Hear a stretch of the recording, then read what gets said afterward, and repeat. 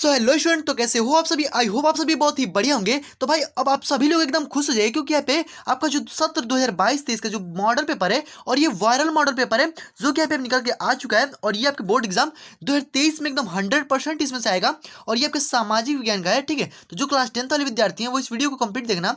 और ये जो मॉडल पेपर है ये हमारा माध्यमिक शिक्षा परिषद के एकदम ऑफिशियल वेबसाइट पर रखा है। तो ये भाई इसको एकदम कंप्लीट अगर देख लेते हैं तो मैं गारंटी देता हूँ कि इसमें से आपको बहुत सारे प्रश्न जो कि बोर्ड एग्जाम में देखने को मिलेंगे।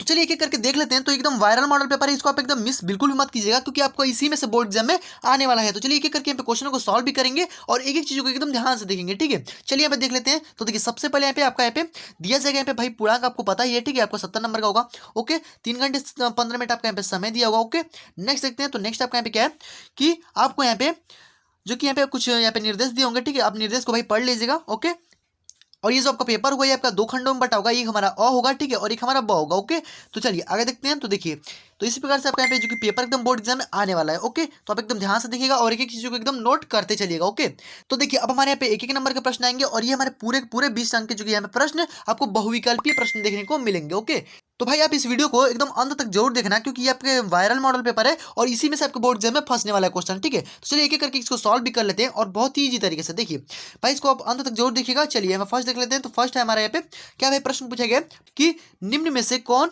1815 की वियना संधि से संबंधित है, ठीक है। मतलब जो 1815 की जो वियना संधि हुई थी, ठीक है, उससे हमारा कौन इसमें संबंधित है, मतलब कि कौन सा देश संबंधित है, ये अब इससे पूछा गया, ठीक है। तो बताइए इसमें से कौन सा हमारा देश होगा। तो यहाँ पे हमारा दिया गया है भाई, क्या दिया गया कि विस्मार्क दिया गया है, यहाँ पे नेपोलियन है, यहाँ पे हमारा ड्यूक मैटरनिक है और यहाँ पे ज्यूसेपी मैथ्सिनी, ठीक है। तो बताइए इसमें से राइट आंसर कौन सा जगह। तो देखिए सबसे मोस्ट इंपॉर्टेंट है, एकदम एक एक चीज को नोट करते चलिएगा। देखिए इसका राइट आंसर है भाई कौन कि 1815 की जो वियना संधि हुई थी, ठीक है, उससे हमारे यहाँ पे नेपोलियन के द्वारा, मतलब जो नेपोलियन है, ठीक है, इससे हमारे संबंधित है। अब भाई कैसे संबंधित है, तो भाई यहाँ पे नेपोलियन ही कैसे है, ठीक है। तो देखिए भाई जो ये वियना संधि थी ना, इसका एकदम मुख्य उद्देश्य यही है कि जो नेपोलियन है, ठीक है, उनके युद्धों के शासन काल में, मतलब जो उनका युद्ध के शासन काल था, ठीक है, उनके दौरान यूरोप में लाए गए सभी यहाँ पे परिवर्तन को पूर्ववत करना था, ठीक है। तो ये एकदम ये मोस्ट इंपॉर्टेंट प्रश्न है, इसको आप एकदम नोट करते चलिएगा, ठीक है।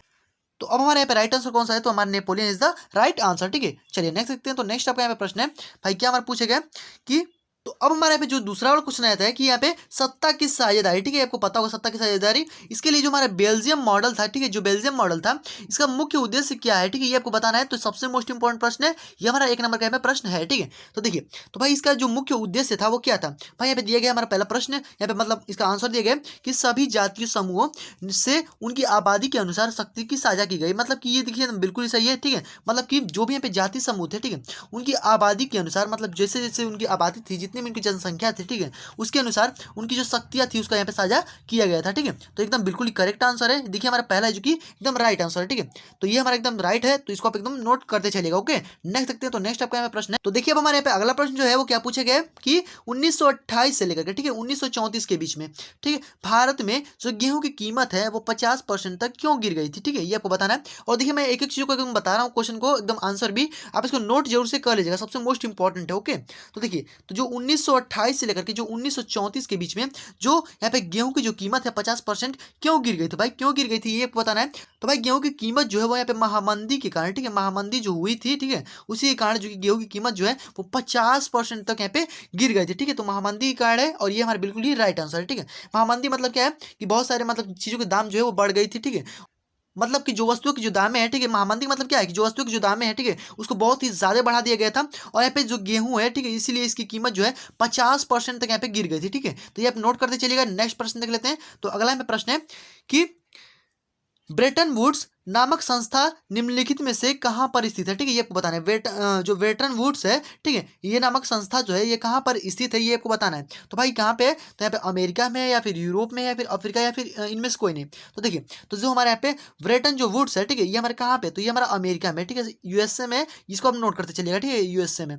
ओके, चलिए नेक्स्ट प्रश्न देख लेते हैं। तो नेक्स्ट हमारे यहाँ पे क्या भाई पूछे गए तो हमारा 5वां प्रश्न क्या है कि निम्नलिखित में से कौन सा लक्षण संघीय सरकार से संबंधित नहीं है, ठीक है, नहीं है बात की गई है, मतलब कि कौन सा इसमें लक्षण है जो संघीय सरकार से संबंधित नहीं है, ठीक है। तो यहाँ पे क्या बोला गया भाई, कठोर संविधान, शक्तियों का केंद्रीकरण और यहाँ पे संघ एवं राज्यों के मध्य शक्तियों का विभाजन या फिर सर्वोच्च न्यायालय। तो देखिए इसमें कौन सा है हमारा, तो देखिए ये जो हमारा संघीय जो सरकार है इससे संबंधित नहीं है बात की गई, तो संघीय सरकार से संबंधित नहीं है तो कौन सा है भाई, तो संघ और राज्यों के बीच में जो शक्तियों का विभाजन है, ठीक है, ये हमारा जो कि संघीय सरकार से संबंधित नहीं है, ठीक है, यही हमारा एक लक्षण है। और भी सब हमारे जितने भी हैं ये हमारा जो कि इससे संबंधित है, ठीक है। तो ये आप नोट करते चलिएगा। नेक्स्ट देख लेते हैं फर्स्ट। तो देखिए भाई एक एक चीज़ को एकदम नोट करते चलिएगा और भाई इसको समझते भी चलिएगा, ठीक है, क्योंकि मैं आपको सॉल्व करा रहा हूँ, एकदम एक एक चीज़ को बता भी रहा हूँ। ओके, तो आप एकदम ध्यान से देखिएगा और समझिएगा। नेक्स्ट देख लेते हैं। तो नेक्स्ट क्या है भाई कि निम्नलिखित में से सामाजिक विभाजन का कारण क्या है, ठीक है, मतलब जो सामाजिक विभाजन है इसका कारण क्या है ये आपको बताना है भाई। क्या है, धर्म है, भाषा है और ब, मतलब कि धर्म और भाषा दोनों और उपयुक्त में से कोई नहीं। तो बताइए इसमें से कौन सा राइट आंसर होगा। तो देखिए तो यहाँ पे हमारा सामाजिक विभाजन की बात की गई, ठीक है। तो सामाजिक विभाजन क्यों होता है, मतलब मान लीजिए कोई भी समाज है तो उसमें सामाजिक विभाजन किसके कारण हो सकता है, तो भाई धर्म के कारण हो सकता है, ठीक है, धर्म के कारण हो सकता है। ओके, और देखिए अब भाषा के कारण तो हम यहाँ पे मतलब बता नहीं सकते, लेकिन भाषा के कारण भी हो सकता है, लेकिन यहाँ पे जो धर्म है ये एकदम मुख्य रूप से है, ठीक है। तो यहाँ पे धर्म को आप एकदम लगा दीजिएगा। ओके, जैसे कि मान लीजिए कोई भी समाज है तो उसमें विभिन्न विभिन्न प्रकार के जो कि लोग रहते होंगे और विभिन्न विभिन्न प्रकार के जो कि धर्मों को भी मानते होंगे, ठीक है। तो ये इसीलिए हमारे धर्म जो है ये सामाजिक विभाजन में सबसे महत्वपूर्ण एक कारण है, ठीक है। तो इसको आप नोट करते चलिएगा। नेक्स्ट प्रश्न देख लेते हैं। तो देखिए आप यहाँ भाषा को भी कह सकते हैं, ठीक है, तो इसमें लेकिन यहाँ पे धर्म जो है सबसे मोस्ट इंपॉर्टेंट। ओके, नेक्स्ट देखिए, नेक्स्ट क्या है भाई कि यदि हम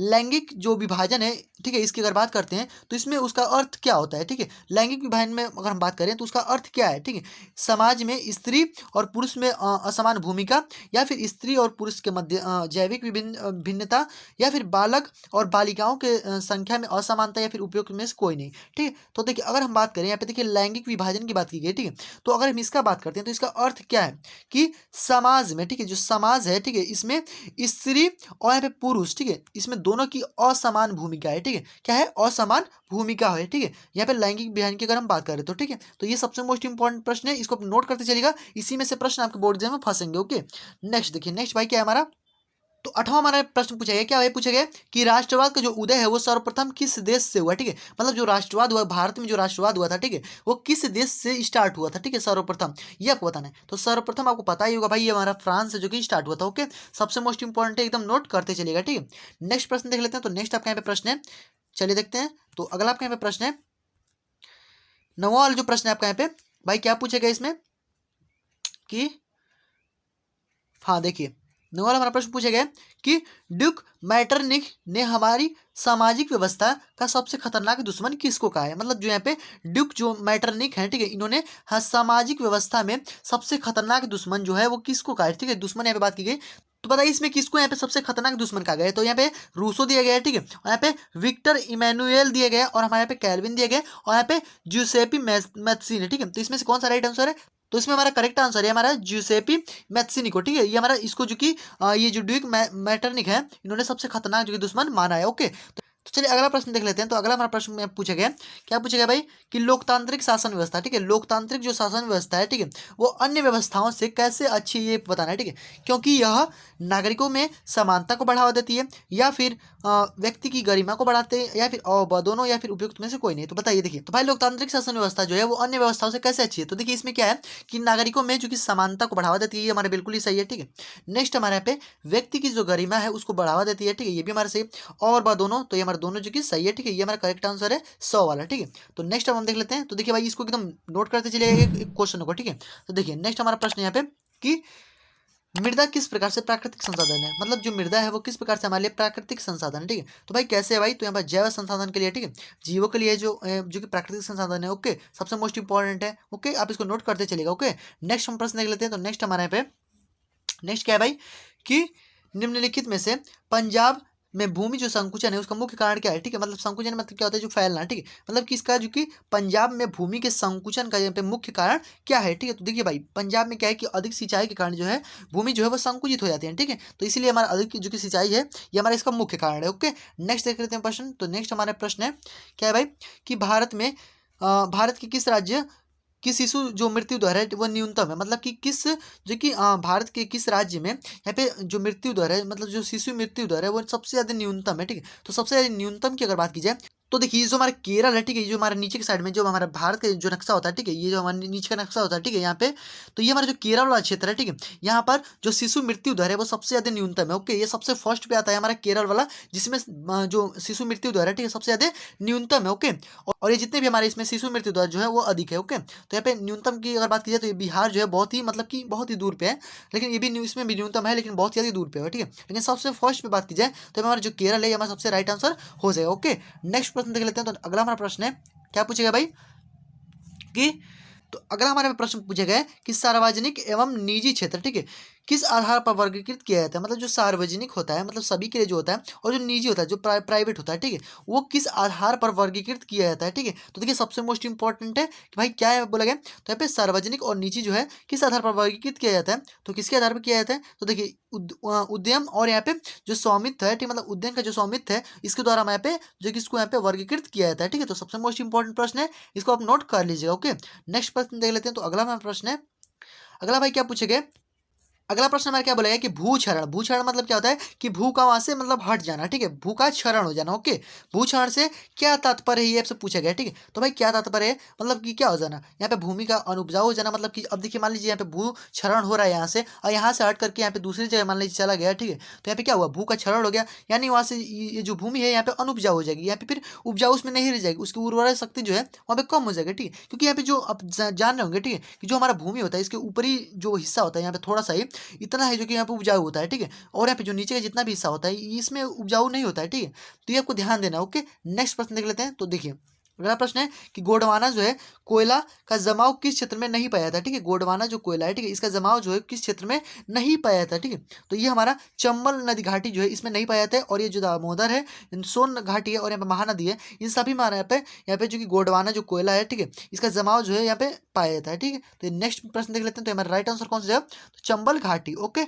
नेक्स्ट प्रश्न देखिए, अगला हमारे यहाँ पे क्या भाई पूछे गए कि भूमिहीन ग्रामीण मजदूर है, ठीक है, मतलब जो भूमिहीन है, मतलब जिनका भूमि नहीं है, ठीक है, उनकी जो ग्रामीण मजदूर है अधिक जो कि सबसे अधिक उपयुक्त विकास का लक्ष्य कौन सा है। ठीक है, उनके अधिक उपयुक्त विकास का जो लक्ष्य है वो कौन सा होना चाहिए। ठीक है, तो यहाँ पे देखिए, तो ये हमारा जो कि वो अपने बच्चों को क्या करे कि विदेश में बसा सके। ठीक है, ये सबसे ज़्यादा उनके यहाँ पे लक्ष्य होना चाहिए। ठीक है, भाई अब उनके पास भूमि नहीं है तो वो यहाँ पे कैसे अपने बच्चों को यहाँ पे खिला पिलाएंगे। ठीक है, मतलब कि वो कैसे मतलब उनको यहाँ पे पालन पोषण कर पाएंगे। ठीक है, मतलब उतने बड़े तरह से नहीं कर पाएंगे जितना होना चाहिए। ओके, तो यहाँ पे वो अपने बच्चों को क्या करेंगे विदेश में बसा सकें, यही उनका मुख्य जो कि लक्ष्य होना चाहिए। ठीक है, मतलब यही उनका मुख्य लक्ष्य है। ठीक है, तो इसको आप एकदम याद रखिएगा। ओके, नेक्स्ट प्रश्न देखिए, अगला यहाँ पे अगला क्या है भाई, अगला पूछा गया भाई कि निम्नलिखित में से कौन सा व्यापार अवरोधकों का लक्षण नहीं है। ठीक है, मतलब जो अवरोधक है, ठीक है, उसका लक्षण नहीं है, निम्न में से कौन सा व्यापार है। तो देखिए, तो इसमें सबसे मोस्ट इंपॉर्टेंट क्या है कि यहाँ पे देखिए, यहाँ पे पूछा गया, यहाँ पे बोला गया है कि सरकार विदेशी व्यापार, ठीक है, नियमित करने के लिए व्यापार अवरोधों का प्रयोग कर सकती है। ठीक है, नेक्स्ट हमारा यहाँ पे दिया गया कि सरकार यह निर्णय ले सके कि किस देश की वस्तुएं कितनी मात्रा में आयात होनी चाहिए। मतलब देखिए ये हमारा बिल्कुल ही राइट आंसर। ठीक है, इसका मतलब क्या है कि सरकार जो है ये निर्णय कर मतलब ले सकती है, ठीक है, कि किस प्रकार वस्तुओं को कितनी मात्रा में आयात किया जा सके, मतलब कि यहाँ पे भेजा जा सके दूसरी तरफ। ठीक है, तो ये हमारा अवरोधक का एकदम मुख्य लक्षण नहीं है। ठीक है, तो ये हमारा बिल्कुल ही राइट आंसर है। ओके, तो यहाँ पे आयात में हमको ध्यान देना चाहिए कितना हमारा माल जो कि जा रहा है और कितना आ रहा है। ओके, तो आप इसको ध्यान दीजिएगा। नेक्स्ट देखिए, नेक्स्ट हमारा प्रश्न है यहाँ पे, नेक्स्ट आपको 19वां प्रश्न देखिए, 20 प्रश्न यहाँ पे पूछे जाएंगे। 19वां प्रश्न क्या है कि निम्नलिखित में से कौन सा परंपरागत ऊर्जा का स्रोत नहीं है। ठीक है, तो परंपरागत ऊर्जा का स्रोत नहीं है तो कोयला है। ठीक है, कोयला हो गया, पेट्रोलियम हो गया, और यहाँ पे प्राकृतिक हो गया, जैसे प्राकृतिक चीज हो गई, और यहाँ पे जैसे बिजली हो गई, ये भी हमारे सब ये सारी चीजें हमारे शामिल है। ठीक है, बायोगैस भी शामिल है। ओके, तो देखिए अब हमारे यहाँ पे अगला यहाँ पे इसको ध्यान दीजिएगा। नेक्स्ट हमारे यहाँ पे प्रश्न पूछे गए, क्या भाई पूछे गए, तो अब हमारे यहाँ पे नेक्स्ट प्रश्न पूछे गए कि वैश्वीकरण वैश्वीकरण का जो बहुराष्ट्रीय कंपनियों के निवेश पर क्या प्रभाव पड़ा। मतलब जो वैश्वीकरण है, ठीक है, इसका बहुराष्ट्रीय कंपनियों के निवेश पर क्या प्रभाव पड़ा। मतलब कि निवेश मतलब क्या है, दूसरी जगह पे भेजना है। ठीक है, इसका यहाँ पे जो कि क्या प्रभाव पड़ा, तो इसमें क्या होगा कि हमारा देखिए यहाँ पे हमारा दिया गया, इसमें उत्तर में क्या दिया गया कि बहुराष्ट्रीय कंपनियों के निवेश में वृद्धि हुई। ठीक है, एकदम बिल्कुल ही सही है। ठीक है, इससे हमारा सही है भाई, दूसरी जगह भेजेंगे तो उनका भी वृद्धि होगा। ओके, यहाँ पे बहुराष्ट्रीय कंपनियों द्वारा भारत में विदेशी व्यापार का अधिकांश भाग जो है नियंत्रण हुआ। ठीक है, ये भी हमारा सही है। और यहाँ पे बहुराष्ट्रीय कंपनियों के आगमन और लोगों की आर्थिक जो कि स्थिति है सुदृढ़ हुई, ये भी हमारा सही। उपयुक्त तो सही भी, मतलब कि हमारे जो कि सभी जो चीज़ें हैं वो हमारी सही है। यहाँ पे दो वाला जो है हमारा बिल्कुल ही करेक्ट आंसर है। ओके, नेक्स्ट देखिए, मतलब कि हम अगर दूसरे जो कुछ भी सामानों को भेज रहे हैं और उनके यहाँ से हम ले रहे हैं सामान को, तो भाई इस तरह से दोनों जो देश होगा विकासशील होगा। ठीक है, मतलब आगे बढ़ेगा, उन्नति करेगा। ठीक है, तो इस प्रकार से ये हमारा प्रश्न है। ओके, तो आप ध्यान दीजिएगा थोड़ा थोड़ा, इस प्रकार से बहुत ईजी प्रश्न पूछे जाएंगे, बस आपको थोड़ा सा ध्यान देना है। ओके, नेक्स्ट देखिए, तो नेक्स्ट आपका यहाँ पे 20वां प्रश्न कंप्लीट हो गया। अब हमारा जो नेक्स्ट है खंड ब। ठीक है, खंड ब में हम देख रहे हैं आपका यहाँ पे 50 अंक का ये हमारा पूछा जाएगा। ठीक है, तो हमारा 20 अंक का था, ये हमारा 50 अंक का है। तो देखिए 50 अंक हमारे यहाँ पे 70 अंक जो कि कंप्लीट हो जाएंगे। ठीक है, वो हमारा 20 अंक का था, ये हमारा 50 अंक। ओके, देखिए इसमें हमारा क्या बोला गया है, तो इसमें हमारे क्या है खंड ब में। ठीक है, इसको आप देख लीजिए, तो वर्णात्मक यहाँ पे दिए गए उत्तर जो कि आपको कम से कम यहाँ पे 80 शब्दों से कम यहाँ पे नहीं लिखना है। ठीक है, मतलब 80 शब्द तक आपके जो कि उत्तर होने चाहिए। ओके, देखिए सबसे मोस्ट इंपॉर्टेंट भाई क्या है कि देखिए एकदम उसी में से जो आपका यहाँ पे बहुविकल्पी में पूछा गया था ना, वही एकदम इसमें भी पूछा गया। देखिए क्या पूछा गया, प्रथम विश्व युद्ध के पश्चात जो महामंदी है उसके कारणों की समीक्षा कीजिए। मतलब जो तो यहाँ पे बोला है कि प्रथम विश्व युद्ध के दौरान, ठीक है, ये जो हमारा महामंदी है, ठीक है, इसके कारणों की आपको समीक्षा करना है। मतलब जो प्रथम विश्व युद्ध हुआ उसके समय जो महामंदी है वो क्या कैसी थी, ये आपको इसमें बताना है। ठीक है, मतलब कि यहाँ पे जो रेट है वो बढ़े हुए थे या फिर कैसी थी, मतलब महामंदी का मतलब यही ना हुआ कि उसमें जो कि रेट में कम बढ़ा हो, मतलब ऊंचे नीचे। ठीक है, तो ये आपको ध्यान देना है, इस पर आपको प्रश्न जो कि बोर्ड एग्जाम में देखने को मिलेंगे। ओके, नेक्स्ट देखिए, इसी में से प्रश्न आपके बोर्ड एग्जाम में फंसेंगे भी। देखिए आप ध्यान से देखिएगा, केवल इसको जरूर से एकदम पढ़ लीजिएगा। नेक्स्ट हमारा देखिए क्या बोला गया, देखिए हमारा उसी में बहुविकल्पी में प्रश्न है हमारा, क्या वही पूछा गया कि 1928 से 1934 के मध्य महामंदी जो है, देखिए महामंदी से आपका एक प्रश्न जो कंफर्म है क्या एकदम आएगा ही। ठीक है, महामंदी का भारतीय अर्थव्यवस्था पर पड़ने वाले प्रभाव की समीक्षा कीजिए। देखिए ये भी हमारे महामंदी से पूछे गए और इसमें क्या बोला गया कि 1928 से लेकर के, ठीक है, 1934 तक के मध्य में जो महामंदी थी वो भारतीय अर्थव्यवस्था पर पड़ने वाले जो प्रभाव है, ठीक है, वही आपको यहाँ पे बताना है। ओके, सबसे मोस्ट इंपॉर्टेंट है, इसको आप ध्यान से एकदम नोट करते चलिएगा, इसको पढ़ जरूर से लीजिएगा भाई। ठीक है, नहीं तो आपको यहाँ पे बोर्ड एग्जाम में पछताना भी पड़ेगा। ओके, एकदम इसी में से आपको बोर्ड एग्जाम में प्रश्न आएंगे। नेक्स्ट हमारा प्रश्न है यहाँ पे कि सत्ता की साझेदारी। देखिए इसमें हमारा पूछा गया था, तो ये हमारा जो सत्ता की साझेदारी है इसमें लोकतंत्र की आत्मा है। ठीक है, मतलब जो सत्ता की साझेदारी है, मतलब जो सत्ता है सब में एकदम बराबर बराबर बांटनी चाहिए, ये हमारा आत्मा है, मतलब लोकतंत्र की आत्मा है। इस कथन की विवेचना कीजिए। भाई कैसे है ये आत्मा, इसी का आपको विवेचना करना है, इस पर आपको 4 नंबर मिलेगा। ओके, नेक्स्ट प्रश्न देखिए, एकदम जरूर से पढ़ लीजिएगा। यहाँ पे अथवा करके दिया गया, भाई क्या दिया गया कि जाति में राजनीति और राजनीति में जाति की भूमिका जो की विवेचना कीजिए। मतलब जो राजनीति है उसमें जाति की और जाति में राजनीति की, ठीक है, क्या भूमिका होती है, यही आपको यहाँ पे बताना है। ठीक है, सबसे मोस्ट इंपॉर्टेंट प्रश्न है और ये आपके बोर्ड एग्जाम में 100% इसमें सपोर्ट जो देखने को मिलेगा। ठीक है, ओके, नेक्स्ट प्रश्न देखिए, बस आपको देखिए इसमें से पढ़ना है, इससे बाहर आपको कुछ भी पढ़ना नहीं है। ठीक है, बस मैं आपको बता रहा हूँ ना, बस इसमें एकदम पढ़ जाइएगा एकदम। तो इसमें हमारा क्या बोला गया कि तीसरा प्रश्न की आर्थिक विकास के लिए ऊर्जा का एक आधारभूत आवश्यकता है। इस कथन के परिप्रेक्ष्य में ऊर्जा संरक्षण हेतु अपनाए जाने वाले उपायों पर अपना मत जो कि स्पष्ट कीजिए। ठीक है, तो ये सबसे मोस्ट इंपॉर्टेंट है, इसको पढ़ लीजिएगा। मतलब कि आर्थिक विकास के लिए जो ऊर्जा का आधारभूत आवश्यकता है, ठीक है, इस पर आपको यहाँ पे जो कि उसके संरक्षण हेतु अपनाए गए जो उपाय है, ठीक है, इसके आपको यहाँ पे जो कि मत को स्पष्ट करना है। ठीक है, तो इसको आप एकदम मतलब बढ़िया तरीके से पढ़ लीजिएगा, एकदम मोस्ट इंपॉर्टेंट प्रश्न है। ठीक है, नेक्स्ट प्रश्न देख लीजिए।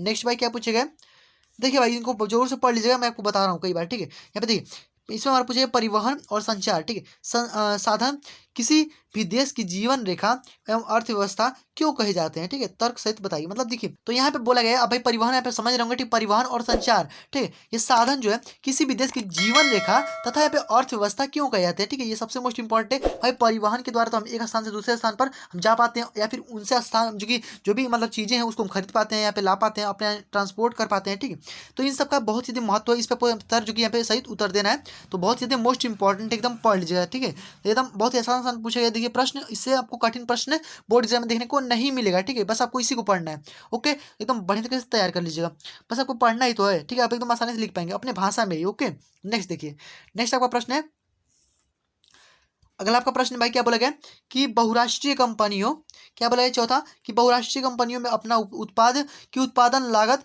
कम बनाए रखने के लिए, ठीक है, किस प्रकार प्रबंध करती है, इसकी आपको विवेचना करना है। ठीक है, तो ये भी हमारा बहुत ही मोस्ट इंपॉर्टेंट है। मतलब जो बहुराष्ट्रीय जो कंपनियां हैं, ठीक है, अपने उत्पाद और उत्पादन की लागत को कम बनाए रखने के लिए किस प्रकार से प्रबंध करती हैं, ये आपको इसकी विवेचना करना है। ओके, नेक्स्ट प्रश्न देखिए, नेक्स्ट हमारे पे कि अच्छे बाजार, ठीक है, मतलब अच्छे बाजार के प्रमुख लक्षणों की संक्षेप में विवेचना कीजिए। मतलब कि संक्षेप मतलब क्या होता है कि इसको मतलब कि थोड़ा संक्षेप मतलब कि थोड़ा बड़ा में ही करिए, संक्षिप्त को मतलब होता है कि छोटा में, लेकिन यहाँ पे संक्षेप मतलब कि हमें 4 नंबर का थोड़ा सा आपको लिखना पड़ेगा। ओके, तो यहाँ पे आपको अच्छे बाजार के प्रमुख लक्षणों पर यहाँ पे संक्षिप्त आपको विवेचना करना है, ठीक है। तो एकदम आप इसको मोस्ट इंपॉर्टेंट एकदम पढ़ लीजिएगा एकदम जरूर से, ओके।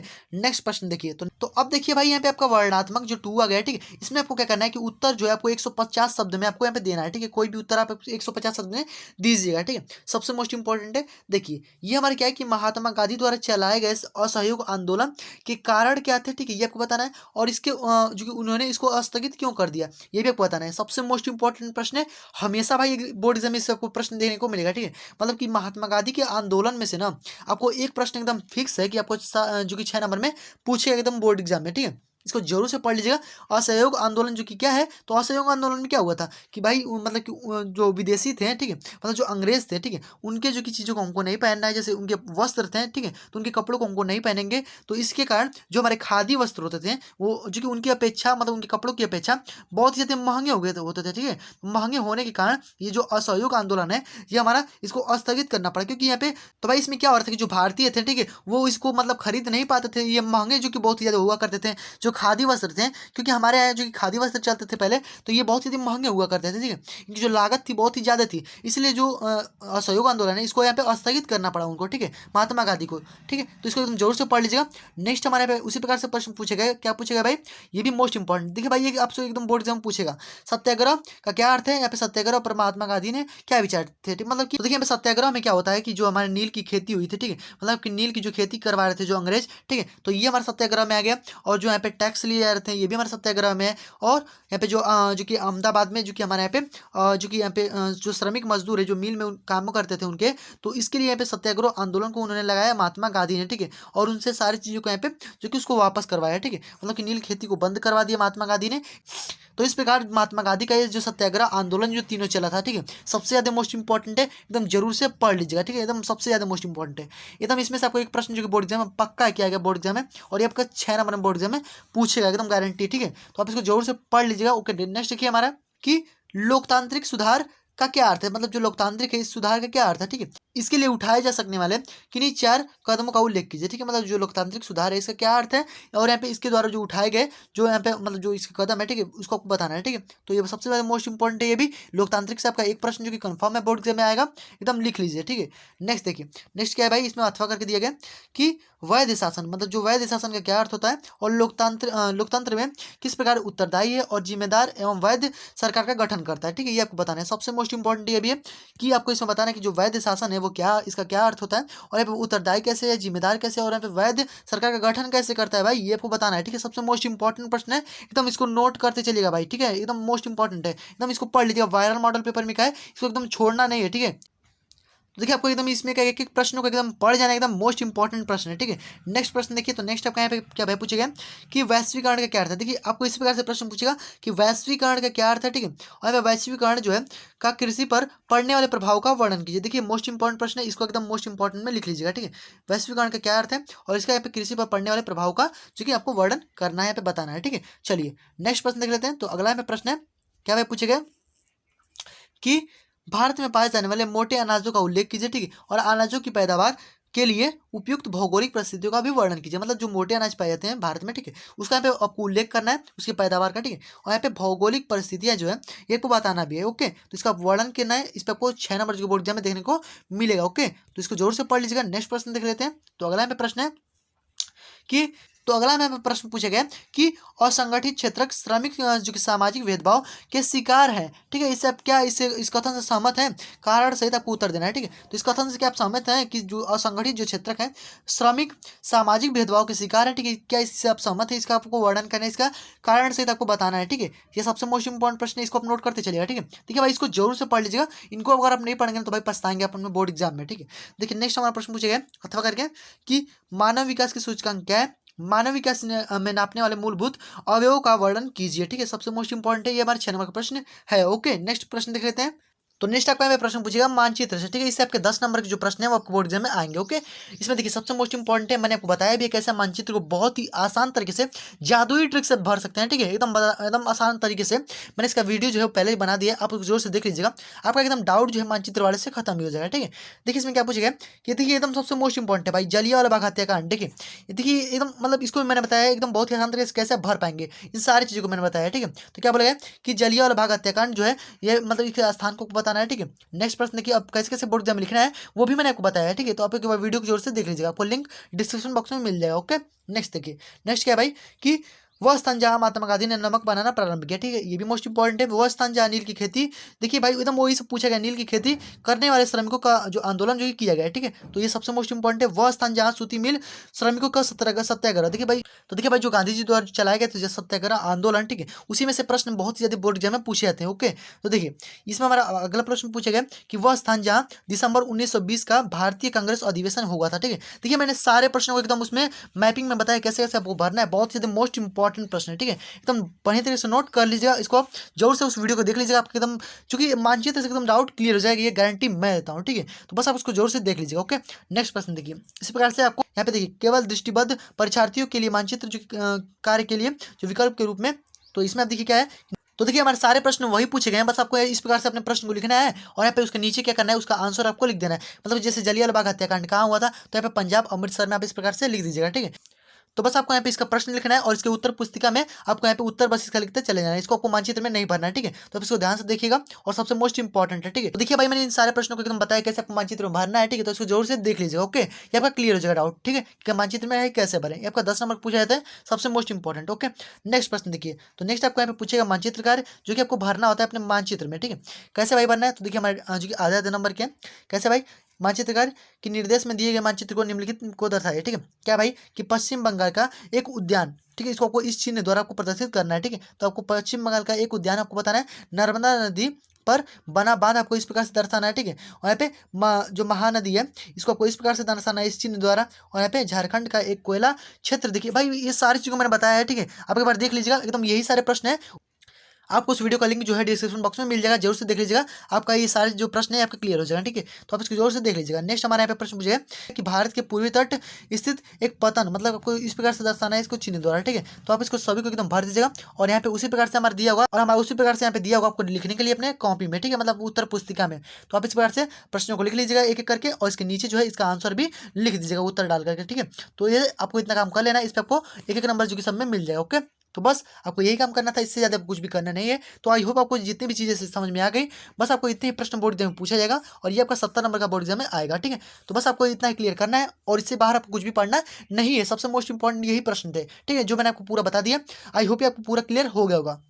तो अगर आपको वीडियो थोड़ा सा पसंद है तो वीडियो को लाइक कर दीजिएगा, चैनल पर करना है सब्सक्राइब जरूर कर लीजिएगा और जो नोटिफिकेशन में लगाना उसको और भी जरूर से प्रेस कर दीजिएगा, क्योंकि जब भी अब और भी इसके जो इंपॉर्टेंट जो बोर्ड एग्जाम से रिलेटेड वीडियोस होंगे जब हम अपलोड करेंगे ना, तो नोटिफिकेशन आपके पास सबसे पहले पहुंच जाए, ठीक है। तो फ्रेंड्स मिलते हैं इसके नेक्स्ट वीडियो में, तब तक के गुड बाय, वंदे मातरम।